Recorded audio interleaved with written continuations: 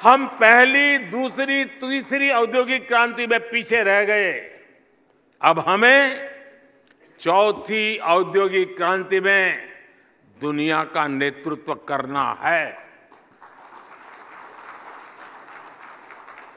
और इसके लिए भारत में हर रोज हो रहे विकास कार्यों से देश की रफ्तार को ऊर्जा मिल रही है।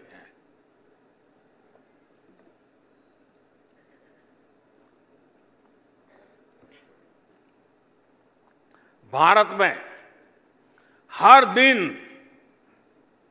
आप एक के बाद एक दिमाग जरा बराबर अलर्ट रखिए, भारत में हर दिन 2 नए कॉलेज खुले हैं, हर हफ्ते एक नई यूनिवर्सिटी खुली है, भारत में हर दिन 55 पेटेंट्स और 600 ट्रेडमार्क रजिस्टर किए गए हैं। भारत में हर दिन करीब 1.5 लाख मुद्रा लोन बांटे गए हैं। भारत में हर दिन 37 नए स्टार्टअप बने हैं। भारत में हर दिन 16,000 करोड़ रुपए के यूएई ट्रांजैक्शन हुए हैं। भारत में हर दिन 3 नए जन औषधि केंद्रों की शुरुआत हुई है। भारत में हर दिन 14 किलोमीटर रेलवे ट्रैक का निर्माण हुआ है। भारत में हर दिन 50,000 से अधिक एलपीजी गैस कनेक्शन दिए गए हैं। भारत में हर सेकंड एक नल से जल का कनेक्शन दिया गया है। भारत में हर दिन 75,000 लोगों को गरीबी से बाहर निकाला गया है।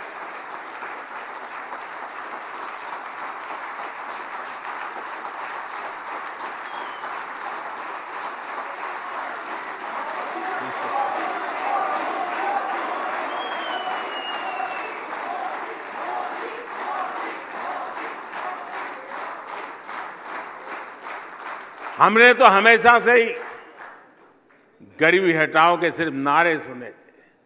किसने सोचा था कि 10 साल में 25 करोड़ लोग गरीबी से बाहर निकल आएंगे? लेकिन ये हुआ है और हमारी ही सरकार में हुआ है। साथियों, भारत में कंजम्पशन को लेकर हाल ही में एक रिपोर्ट आई है जिससे नए ट्रेंड का पता चलता है। भारत में गरीबी अब तक के सबसे कम स्तर पर यानी सिंगल डिजिट में पहुंच गई है। इस डेटा के मुताबिक पिछले 1 दशक की तुलना में कंजम्पशन 2.5 गुना बढ़ गया है। यानी भारत के लोगों की विभिन्न सेवाओं और सुविधाओं पर खर्च करने की क्षमता और बढ़ गई है।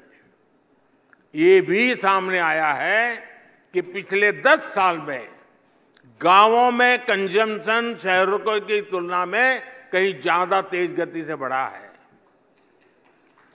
यानी गांव के लोगों का आर्थिक सामर्थ्य बढ़ रहा है, उनके पास खर्च करने के लिए ज्यादा पैसे हो रहे हैं।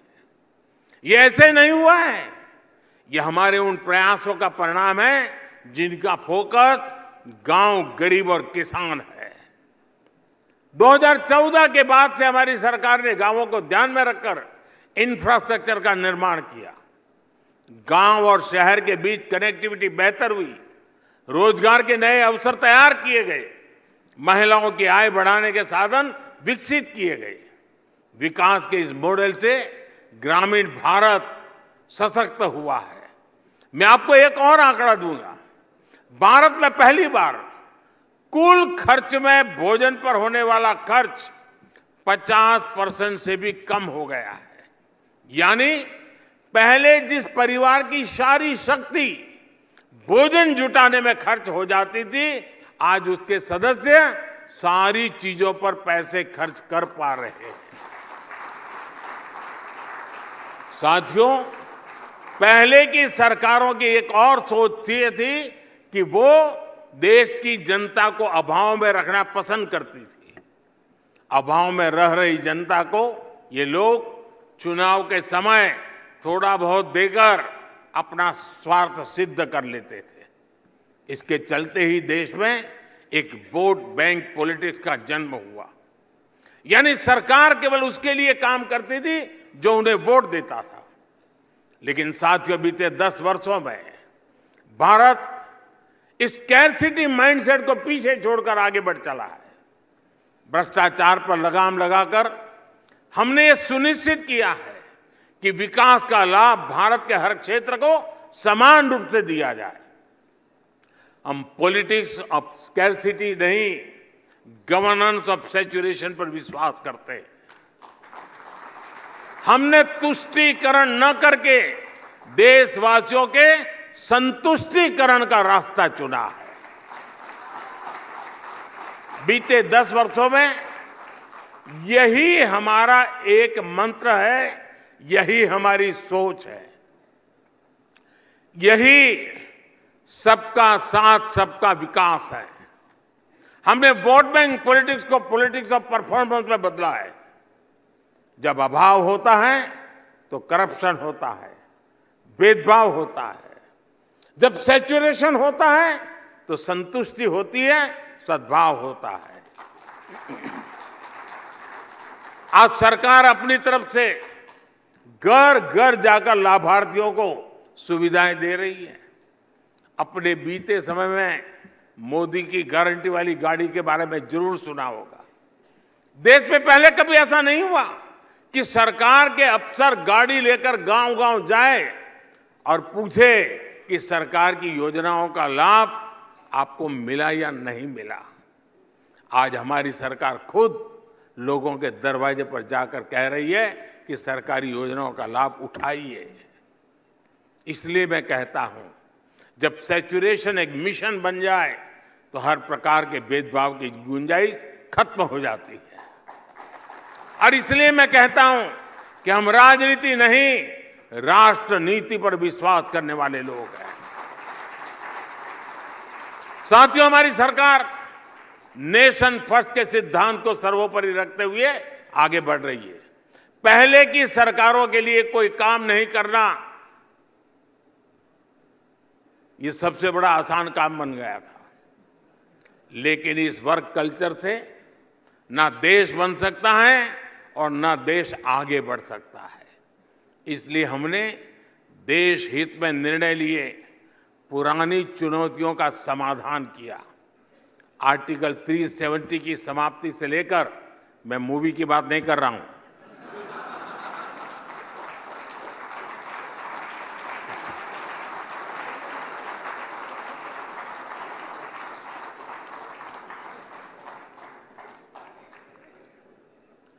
आर्टिकल 370 की समाप्ति से लेकर राम मंदिर निर्माण तक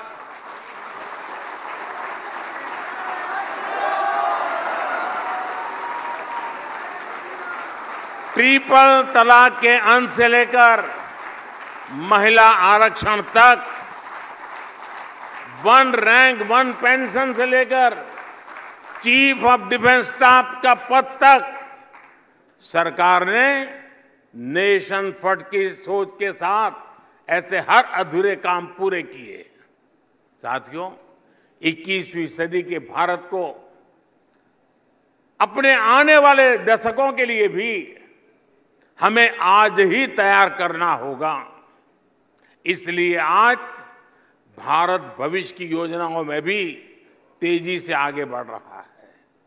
स्पेस से सेमीकंडक्टर तक, डिजिटल से ड्रोन तक, एआई से क्लीन एनर्जी तक, 5G से फिनटेक तक, भारत आज दुनिया की अगली कतार में पहुंच गया है।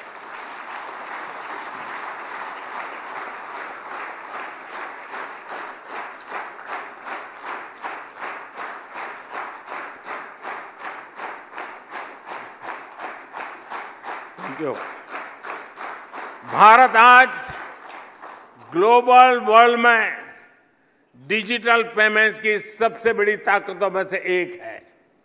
भारत आज फिनटेक एडॉप्शन रेट में सबसे तेजी से बढ़ता देश है। भारत आज चंद्रमा के दक्षिण ध्रुव पर उतरने वाला पहला देश है।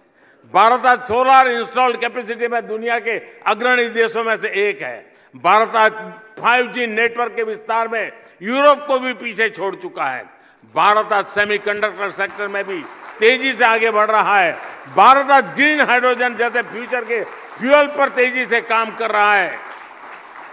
आज भारत अपने उज्जवल भविष्य के लिए दिन रात मेहनत कर रहा है।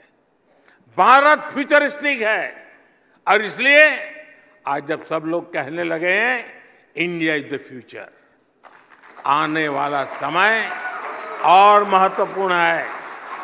आने वाले 5 साल बहुत महत्वपूर्ण है। और मैं ये सुज्ञ ऑडियंस यहाँ बैठा है और बड़ी जिम्मेवारी के साथ कहता हूं, हमारे तीसरे कार्यकाल में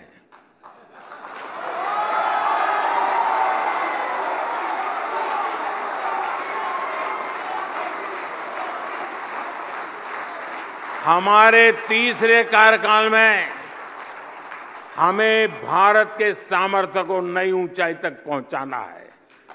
विकसित भारत की संकल्प यात्रा में आने वाले 5 वर्ष हमारे देश की प्रगति और प्रशस्ति के वर्ष है। इसी कामना के साथ और पूरे विश्वास के साथ ये सेमिनार होता या न होता, बिग लिप जरूर होता।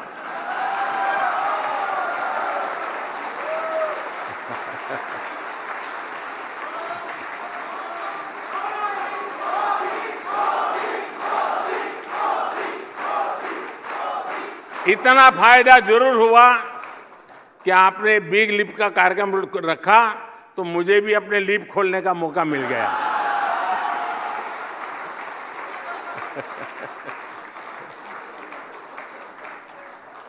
इस कार्यक्रम के लिए आपको ढेर सारी शुभकामनाएं। आप लोग सुबह से बैठ करके ब्रेनस्टॉर्मिंग करते होंगे तो कुछ हंसी खुशी की शाम भी हो गई। बहुत बहुत धन्यवाद।